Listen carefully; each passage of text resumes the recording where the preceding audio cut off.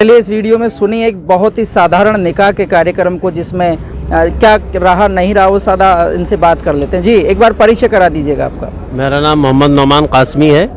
मैं मदरसा अनवारुल उलूम नूरनगर करमोदा में पढ़ाता हूँ। आज हमारे बड़े भाई मौलाना महफूजुर रहमान साहब के साहबजादे मौलवी अब्दुर रहमान का निकाह हुआ है। मैं अब्दुर रहमान का चचा हूँ। वाह जी।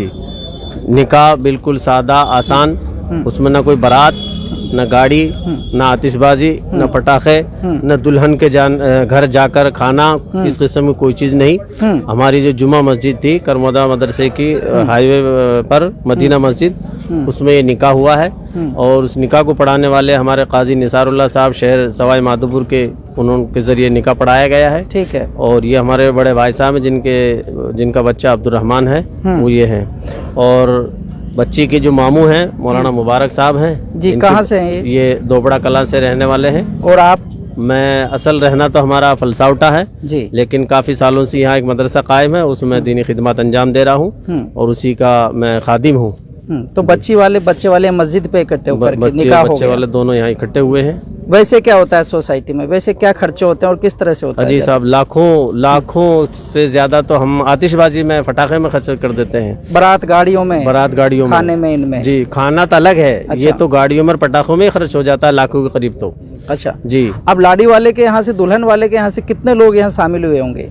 यहाँ पर काफी, यानी पूरी मस्जिद भरी हुई थी। अच्छा, पूरी मस्जिद भरी हुई थी। ठीक है जी। तो क्या खर्चा है इसका, एक कैलकुलेट करेंगे तो कितना खर्चा इस शादी में आ जाएगा? हमारा इस शादी में सिर्फ छुआरों का खर्चा हुआ है। फिर भी एक उसका बता दीजिएगा अंदाजन ये है कि 150 रुपये किलो छवारे मिले हैं। 15 किलो हम छवारे लाए थे, ये उसका खर्चा हुआ है यहाँ पर जो है। बाकी फिर जब हमारे निकाह होता है तो उसके बाद में वलीमा बोला जाता है। जो हमारे जो गुरु आका हैं जनाब मोहम्मद रसूलुल्लाह सल्लल्लाहु अलैहि वसल्लम, उनकी सुन्नत है, उस सुन्नत को जिंदा करने के लिए वलीमा का खाना हम देते हैं।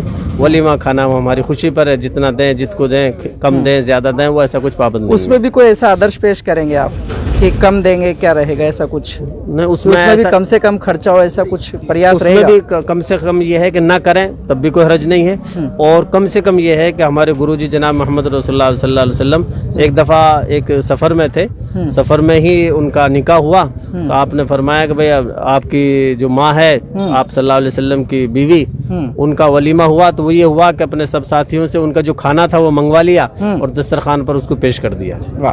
तो कोई दहेज वगैरह का क्या रहा? कुछ नहीं है, कुछ नहीं है। बच्ची क्या करती है? बच्ची अपने माँ बाप के यहाँ पर पढ़कर बैठी। बच्चा पढ़ रहा है अभी। पढ़ रहा है, बच्चा भी पढ़ रहा तो अपने यहाँ आसपास का शायद ये पहला ऐसा होगा, या इससे पहले भी ऐसा आदर्श कोई पेश होगा? हाँ, इस तरीके से मुकम्मल तो यही हुआ है पहला। बाकी इससे पहले हल्के फुल्के आगे पीछे करके हुए हैं, लेकिन इस अंदाज का ये पहला है जी। तो इस महंगाई के दौर में और बहुत सारी बेवजह की परंपराओं को छोड़ देने को लेकर क्या मैसेज सोसाइटी को आप करना चाह रहे हैं? हम सोसाइटी को ये मैसेज देना चाहते हैं कि फजूल खर्ची से बचा जाए। शादी ब्याह में और इधर आतिशबाजी में, गाड़ा घोड़ी में खर्च करते हैं, उस पैसों को हम अपने बीवी बच्चों की पढ़ाई पर, बच्चियों की पढ़ाई पर और इसी तरीके समाज सुधार पर उसको खर्च किया जाए। वाह। तो जैसे अब इसी में है तो ये कोई तय रहेगा आपका कुछ कि ये खर्चा बचा के कहीं किया जाएगा? नहीं, बिल्कुल तय है। वाह जी। चलिए, बहुत अच्छा सर, ये एक अच्छा मिसाल आपने पेश की है। काजी साहब, आपने एक ऐसा शायद एक बहुत अच्छा संदेश देने वाला निकाह कराया है। सोसाइटी को क्या सीखना चाहिए?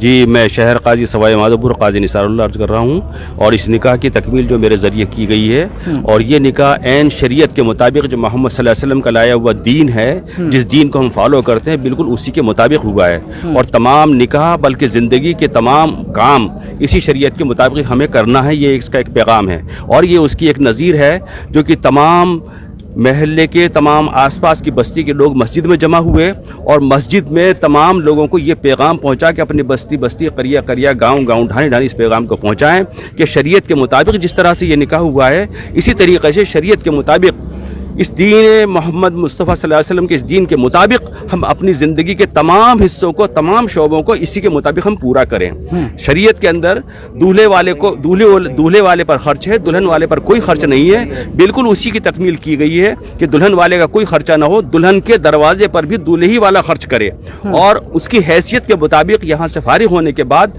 जैसा मौलवी साहब ने अभी फरमाया कि वलीमे की एक दावत होती है, तो अपनी हैसियत के मुताबिक वलीमे की दावत करे। उसमें कम से कम इतना भी है कि अपने जो साथी अहबाब हैं, दोस्त अहबाब, वो खाना एक ला करके एक दस्तरखान पर खा लें, तो वो भी जो है वलीमा हो जाएगा, जिसकी एक नज़ीर हमें जनाब मोहम्मद रसूलुल्लाह सल्लल्लाहु अलैहि वसल्लम से हमें मिलती है। तो ये इस बात का पैगाम है कि पूरी मिल्लत के लिए, पूरी सोसाइटी के लिए, पूरी इस्लामी माशरे के लिए कि वो सुन्नत के मुताबिक, नबी पाक सल्लल्लाहु अलैहि वसल्लम के तरीक़े के मुताबिक अपनी ज़िंदगी को गुजारे और ज़िंदगी के हर शोबे में उनकी सुन्नतों को इख्तियार करे। चलिए, कुल मिला के अब जो मेहमान लोग हैं वो दूल्हे वाले के यहाँ जाकर के, वो जो दूल्हे वाले के यहाँ जाकर जी कार्यक्रम वहीं से संपन्न हो जाएगा, दुल्हन को वहाँ से भेज दिया जाएगा। चलिए, एक अंत में दूल्हे के पिताजी से भी हम बात कर लेते हैं। हाँ, कोई नहीं। एक आपने अच्छी मिसाल पेश की है। देखो, दूल्हे के आजकल जो चलन है दहेज का, खासतौर से अलग अलग कम्युनिटी में अलग अलग तरह का है, तो लाडे वाला दूल्हे वाला जो कदम बढ़ाता है वो बड़ी बात है। क्या आप कहना चाहते हैं और दूल्हे के बापों से जो अभी दूल्हे बनने वाले हैं?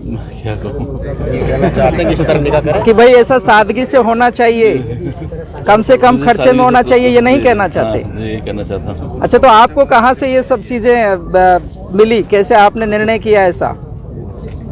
ठीक है जी, पिताजी शायद थोड़ा चीज़ों को स्पष्ट नहीं कर पा रहे, तो ये जो चीज़ें हैं ये आज कैसे आपके उसमें आई जहन में कि ऐसा होना ऐसा चाहिए? जी, हम एक धार्मिक इस्लामी से जुड़े हुए हैं और हम जगह जगह जाकर आवाम को यही पैगाम देते हैं, तो क्यों नहीं पहले अपन खुद करें। तो दूसरों को कहने से पहले हमको खुद करना चाहिए ताकि एक नज़ीर और मिसाल कायम हो। उसी चीज़ को लेकर अपने काम किया। शुक्रिया, आप लोगों ने इस बीच समय दिया और बात की, धन्यवाद। Thanks for watching. Don't forget to like, comment, share and subscribe to Al Wahid channel.